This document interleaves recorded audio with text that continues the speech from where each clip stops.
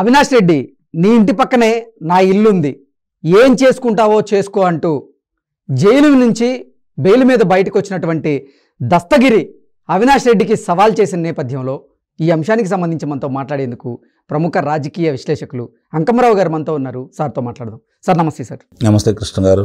అవినాష్ రెడ్డి, నీ ఇంటి పక్కనే నా ఇల్లుంది, ఏం చేసుకుంటావో చేసుకో అంటూ అవినాష్ రెడ్డికి సవాల్ చేశారు దస్తగిరి. ఏంటి సార్ ఈ అంశాన్ని ఎలా చూడొచ్చు? దమ్మున్న దస్తగిరి అంటే ఇంకా బాగుంటుందేమో. ఓకే.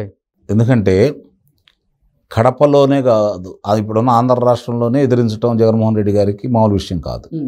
అదే గడపలో పులివెందల గడ్డ మీద నిలబడి నేను మారాను, జరిగిన దానికి సాక్షిభూతం నేనే, నా చేతులతోటి నేను చంపేశాను, దానికి ఇంతమంది ప్రమేయం ఉందని చెప్పని ధైర్యంగా ముందుకొచ్చి చెప్పడం అనేది సామాన్యమైన విషయం కాదు. కాకపోతే ఆశ్చర్యకరమైన విషయం ఏంటంటే ఇన్నాళ్ళు అతన్ని వెంటాడుతున్నారు. అతను నిన్నటిదాకా కారాగారంలో ఉన్నాడు. ఏదో జరిగిపోయిద్దని చెప్పి భార్య కూడా భయపడింది. గతంలో జరిగిన ఉదంతాలు చాలా ఉన్నాయి కాబట్టి భయపడిపోయిన మాట వాస్తవమే. అయినా సరే బయటకు వచ్చిన తర్వాత కూడా అతను ఇంకా అదే పందాలో ఉన్నాడు అంటే మాత్రం కాస్త విశేషంగానే చెప్పుకోవాలి. ధైర్యవంతుడు కానీ దమ్ముండాడు కానీ మనం భావించాలి. ప్రత్యక్షంగా నేనే చంపాను, చంపిన దాంట్లో నేను ఉన్నాను, నాకు ఇంత ముట్ట చెప్పారు, ఇంత ఇస్తామన్నారు, దీనికి కారకులు అవినాష్ రెడ్డి గారు వీళ్ళందరూ అని చెప్పని ఆయన చెబుతూ ఉన్నాడు. మొన్నటిదాకా అసలు మొట్టమొదట 2019లో ఎన్నికల్లో విజయం సాధించడం కోసం చాలా వరకు ప్రముఖ పాత్ర వహించింది నిస్సందేహంగా వివేకానంద రెడ్డి గారి హత్య ఉదంతం. ఆ రోజు జరిగిన పరిణామాలు చూసుకుంటా ఉంటే వాళ్ళ పత్రికల్లోనూ వాళ్ళ ప్రసార మాధ్యమాల్లోనూ పొంకాలుగా దాని గురించి వండి వార్చిన కథనాలని అన్ని జనాలకు పంచి విషబీజాలు నాటి నారాసుర రక్త చరిత్ర అని చెప్పని ముందు గుండెపోటాన్ని ప్రకటించింది వాళ్ళే. నారాసుర రక్త చరిత్ర అని చెప్పి దాన్ని తిరిగి సునీత గారు వచ్చి లేదు ఒకసారి శవ పరీక్ష చేయాలి అన్నప్పుడే కదా మళ్ళీ అది గొడ్డలపోటుగా మార్చింది. పొద్దున్నే 4:30కే ఆయనకి వార్త అందిన తర్వాత సాయంత్రం 5 గంటలకు రావడం జరిగింది జగన్మోహన్ రెడ్డి గారు. అంటే ఇంత పరిణామాలు జరుగుతూ ఉంటే సొంత బాబాయ్ గారు మరి ఆయన చనిపోతే ఆయన యాదాలాపంగా రావడం కూడా చూస్తూనే ఉన్నాం. ఇవన్నీ కూడా అప్పుడు జనానికి ఎక్కడో మళ్ళాంటి వాళ్ళకి కాస్త అనుమానం కలిగినా కూడా మిగిలిన వాళ్ళందరూ కూడా నిజమే కావచ్చు అనే అభిప్రాయానికి వచ్చిన మాట వాస్తవమే. దానికి ఎందుకంటే బలంగా ఆ రోజు ఎందుకు నమ్మారు అంటే అంతకుముందు కోడి కత్తి ఉదంతం ఒకటి విశాఖపట్నం విమానాశ్రయంలో జరిగింది. సహజంగా అప్పుడు ఎవరికి అనుమానం రాలేదు, నిజమేమో చంద్రబాబు నాయుడు గారు చేయించారేమో అనే అభిప్రాయం కూడా కలిగింది. మామూలుగా ఏ విమానాశ్రయంలోనైనా సరే కెమెరాలు, సీసీ కెమెరాలు అనేవి బాగా పనిచేస్తాయి. కానీ ఈ ఉదంతానికి సంబంధించింది ఏది కూడా ఇంతవరకు లేదు. అప్పుడే సీసీ కెమెరాలు అయిపోయినాయి. ఇది కావాలని అందరూ కలిసి చేశారని చాలా స్పష్టంగా అర్థమైపోయింది. మరి ఎందుకు ఆ గంట సేపే కెమెరాలు పనిచేయలేదు? ఓకే. ఇది కూడా తర్వాత దానికి సంబంధించినటువంటి విచారణ సంస్థ కూడా కేంద్ర ఎన్ఐఏ విచారణ సంస్థ కూడా వాళ్ళు కూడా దీంట్లో ఎలాంటి కుట్ర కోణం లేదు అనేది చాలా స్పష్టంగా చెప్పడం కూడా జరిగింది. మరి నా 5 సంవత్సరాల కాలంలో ఎప్పుడు కూడా అక్కడికి వెళ్ళేసి న్యాయస్థానంలో ఇతనే నన్ను పొడిచాడని చెప్పి చెప్పలేదు, ఇదే నా గాయం అని చెప్పి చూపించట్లేదు. కాబట్టి అట్లాగే ఇది కూడా ఆ రోజైతే ఏ విధంగా అయితే నమ్మించారో ఇక్కడికి వచ్చిన తర్వాత వివేకానంద రెడ్డి గారి హత్యను కూడా ఆ విధంగానే నమ్మించడం కూడా జరిగింది. సరే, వాళ్ళ దురదృష్టం, వాళ్ళు అనుకునేవన్నీ ఎదురు తిరుగుతూ ఉన్నాయి. ఇప్పుడు ప్రజల అభిమానం ఉండదు కాబట్టి ముఖ్యమంత్రి అయ్యావు నువ్వు. హత్య జరిగిందనుకోండి హంతకుడు అవుతారు కదా, ఎవరన్నా కావచ్చు. ఇప్పుడు వాళ్ళని కాపాడటానికి ఈయన ప్రయత్నం చేస్తానని చెప్పి ప్రజలందరికీ అర్థమైపోయింది.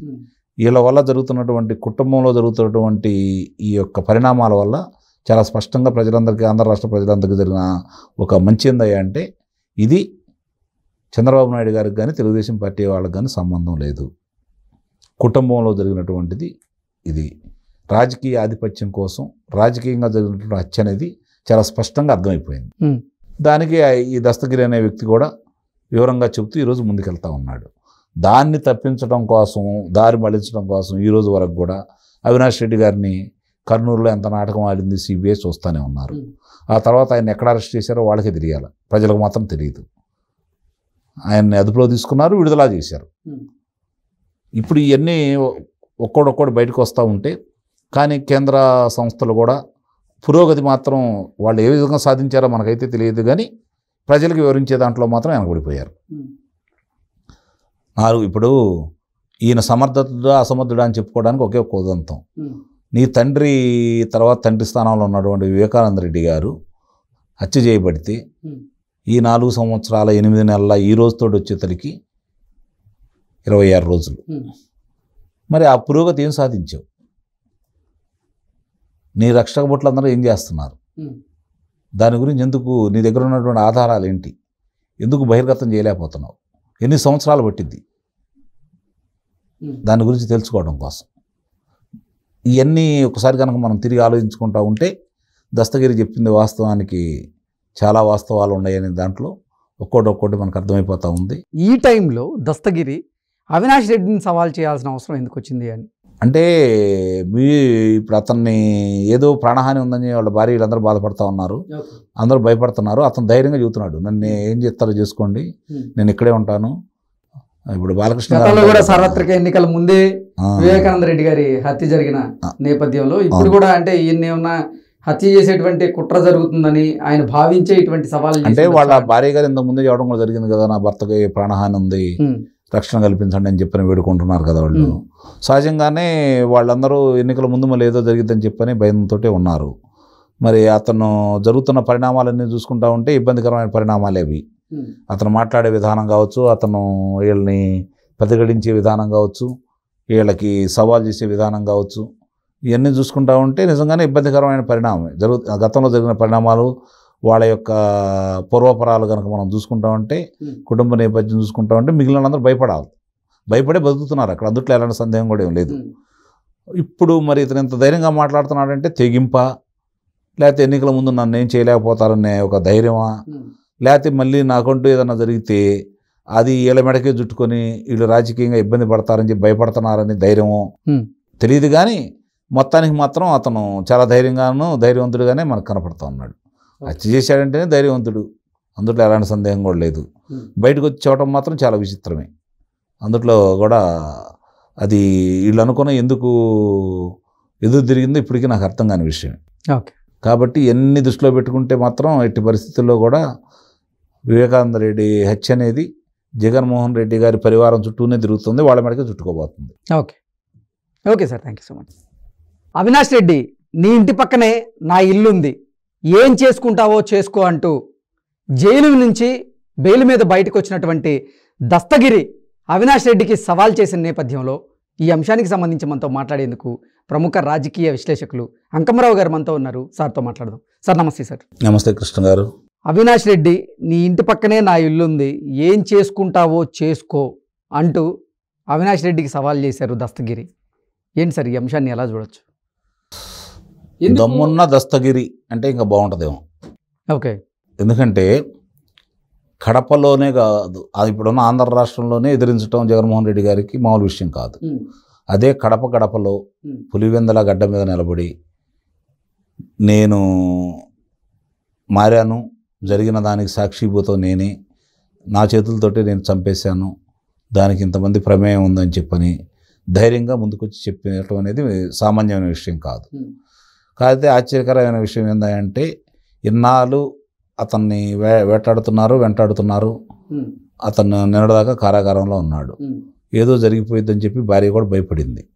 గతంలో జరిగిన ఉదంతాలు చాలా ఉన్నాయి కాబట్టి భయపడిపోయిన మాట వాస్తవమే. అయినా సరే బయటకు వచ్చిన తర్వాత కూడా అతను ఇంకా అదే పందాలో ఉన్నాడు అంటే మాత్రం కాస్త విశేషంగానే చెప్పుకోవాలి. ధైర్యవంతుడు కానీ దమ్ముండాడు కానీ మనం భావించాలి. ప్రత్యక్షంగా నేనే చంపాను, చంపిన దాంట్లో నేను ఉన్నాను, నాకు ఇంత ముట్ట చెప్పారు, ఇంత ఇస్తామన్నారు, దీనికి కారకులు అవినాష్ రెడ్డి గారు వీళ్ళందరూ అని చెప్పని ఆయన చెబుతూ ఉన్నాడు. మొన్నటిదాకా అసలు మొట్టమొదట 2019లో ఎన్నికల్లో విజయం సాధించడం కోసం చాలా వరకు ప్రముఖ పాత్ర వహించింది నిస్సందేహంగా వివేకానంద రెడ్డి గారి హత్య ఉదంతం.